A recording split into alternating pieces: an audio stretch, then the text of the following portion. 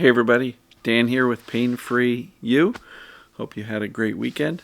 Today's topic: no amount of analysis will be enough. So, relax your body. Micro meditation. When your body's relaxed, your breath takes a normal pace. And when you do that, your brain has no choice but to know you're okay, you're safe. Because if you're not, you're likely going to be tense and shallow breathing.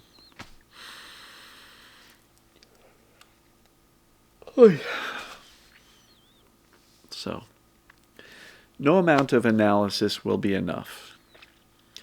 And I talk to people all the time. I get messages from them, emails from them.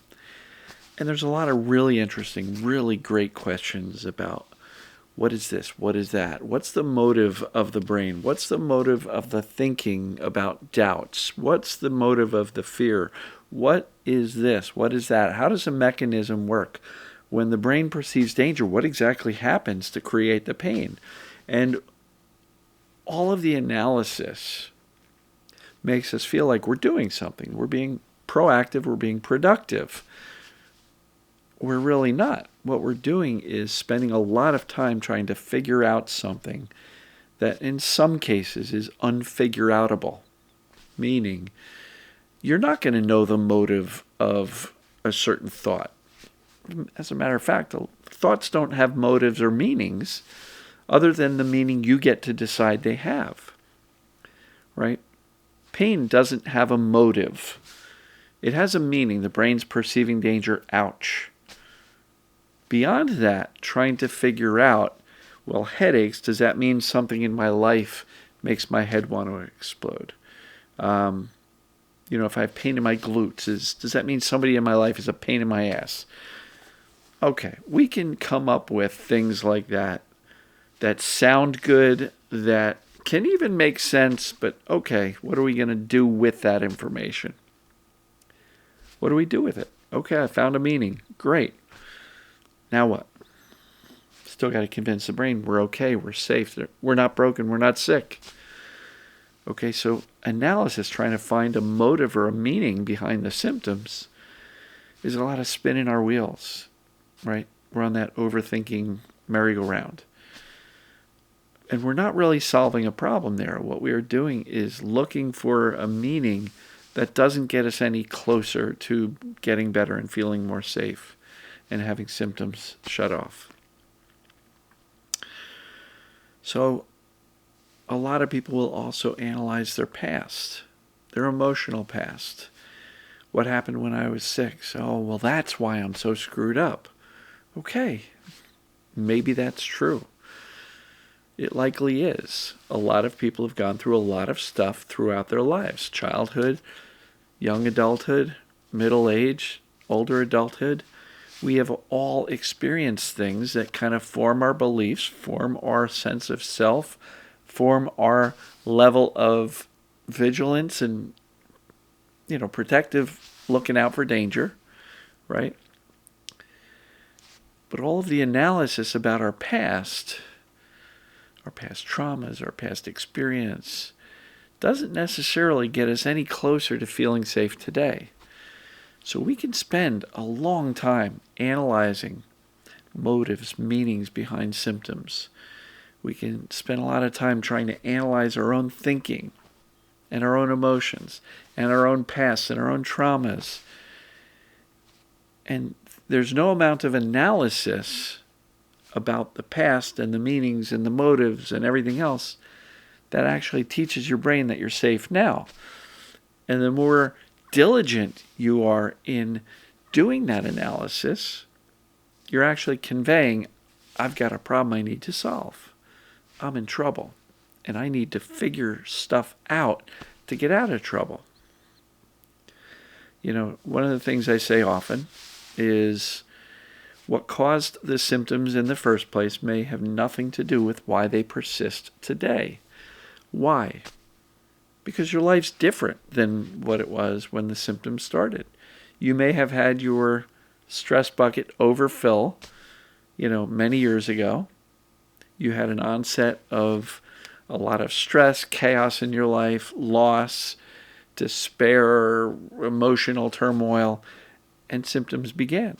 But for many people, once the symptoms start, the perceived dangers are often the symptoms themselves. And the consequence, if I can't get rid of these symptoms, and the belief that I'm broken, and the medical terminology that says, here's your label, you're sick, you're broken, here's what you have. And that assignment of here's how you're broken oftentimes is what keeps that perception of danger going.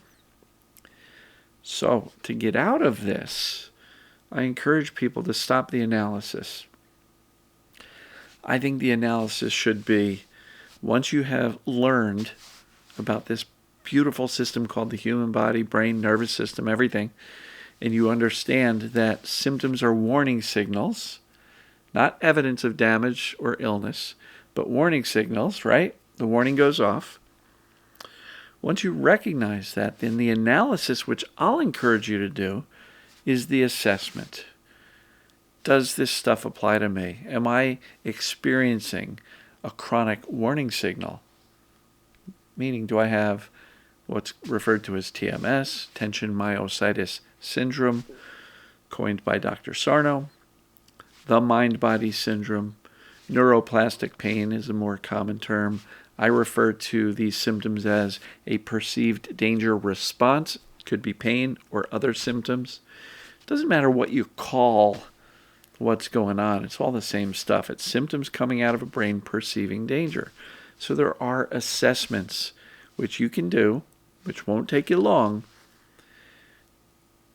and that will tell you what is going on. And if the assessments indicate your symptoms are behaving like a brain-created set of symptoms based on the perception of danger, analysis can stop. The jury's reached a verdict. Case closed.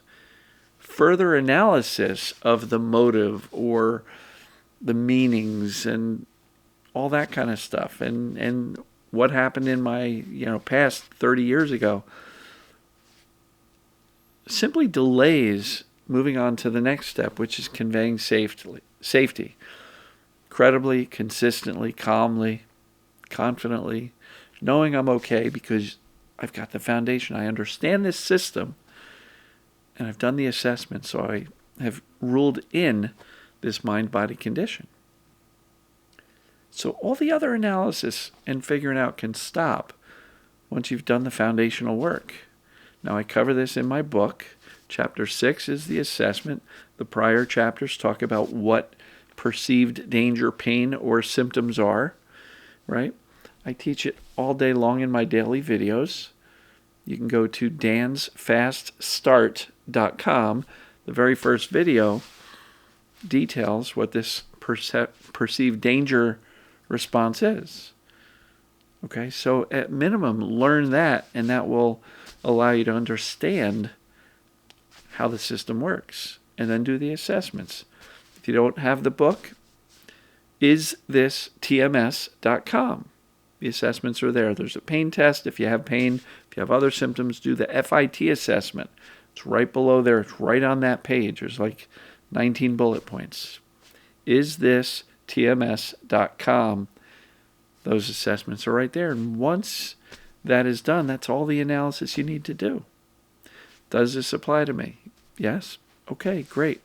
Next, I'm going to move on to conveying safety consistently, credibly.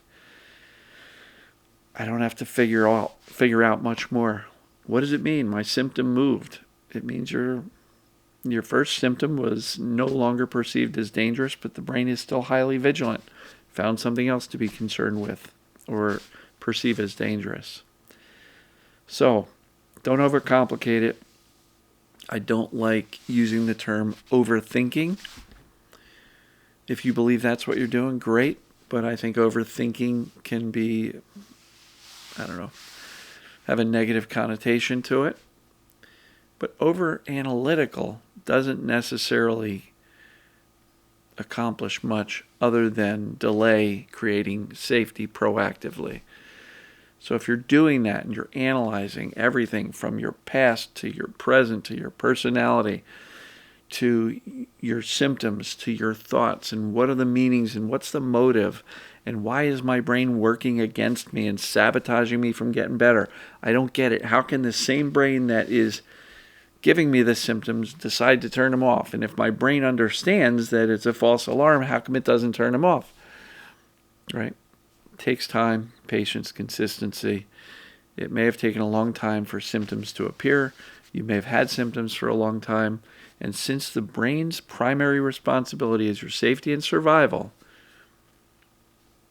it's going to go slower in accepting the fact you're safe than how quickly it might turn on symptoms.